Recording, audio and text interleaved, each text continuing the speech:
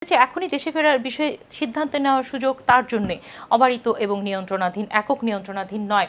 এই উক্তিটি এই মুহূর্তে শুধুমাত্র তার এই মুহূর্তে দেশে ফেরার সঙ্গে নয়, আসলে নির্বাচন সামনে রেখেও তারেক রহমানের উপস্থিতি সকলের আগ্রহের কেন্দ্রে, বিএনপির জন্য তো বটেই।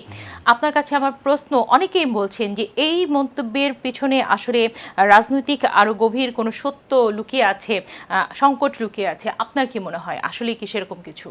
মানে সংকট কি দেশের ভেতরে না দেশের বাইরে? আপনার কি মন্তব্য? না, আমার কথা হলো যে দেশের বাইরেও আছে, কারণ একটা ট্রাভেল পাস তাকে কেন দিবে, ওয়াই, তাই না? তার পাসপোর্ট থাকতে হবে, এবং যেহেতু বাংলাদেশের গভর্নমেন্ট তাকে ফুল সাপোর্ট দিচ্ছে, তাহলে তো এইখানে তো আর আপনার কোনো ওই ধরনের ডিপ্লোম্যাটিক কোনো ইয়ে থাকার কথা না, কারচুপি থাকার কথা না। তো কাজেই তাকে ট্রাভেল পাস কেন দিবে? তাকে পাসপোর্ট করে দিবে। এই যে ভাই যেরকম বললেন মোশাররফ ভাই, যে হ্যাঁ পাসপোর্ট করতে 1 ঘন্টা লাগে, তাই না? এটা ইমার্জেন্সিতে তাহলে 1 দিন লাগলো, তাই না? এখান থেকে প্রিন্ট করে 1 দিনে পাঠাই দিল, সমস্যা নেই।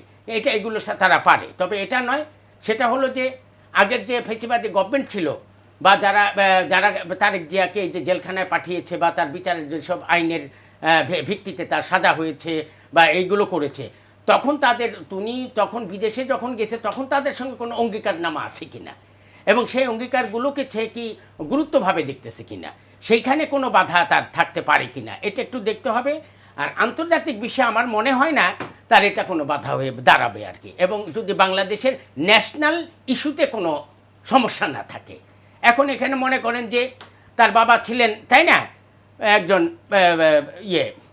কাজেই মানে সেনাবাহিনীর প্রধান, তা এখন তার বাবা এই দেশের রাষ্ট্রপ্রধান ছিলেন, তাই না? তা তখন যখন তাকে করে ফেললো, কু করা হলো, তা কু করার পরে তাদের পরিবারের প্রতি যে ঝড় চলে আসলো, এরপরে এই ছোট্ট বাচ্চাগুলোকে নিয়ে খালেদা জিয়া কত কষ্ট করেছে, তাই না?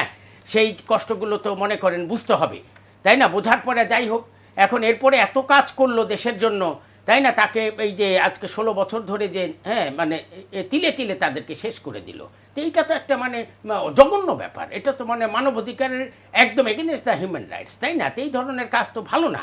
এখন তারেক রহমান আসবে, তার মাকে দেখবে, এটা তো গাইবি জিনিস, বুঝেন না কেন? আজকে তারেক রহমান অবশ্যই আসবে, এবং সেটা কেন আসবে জানেন? সেটা আসবে খালেদা জিয়ার তার মায়ের দোয়ার বরকতে চলে আসবে ইনশাআল্লাহ। তে কাজেই এখন এটাই হলো সবচেয়ে গাইবীভাবে সেটাকে আল্লাহ পাক একটা প্রতিফলন দেখাবে, যদি আল্লাহ মাফ করে, যদি তারেক জিয়া কোনো পাপ না করে, যদি কোনো ওই ধরনের স্ক্যান্ডালে না থাকে, তাহলে তারেক জিয়া বাংলাদেশে আসবে উইদাউট এনি হেজিটেশনে।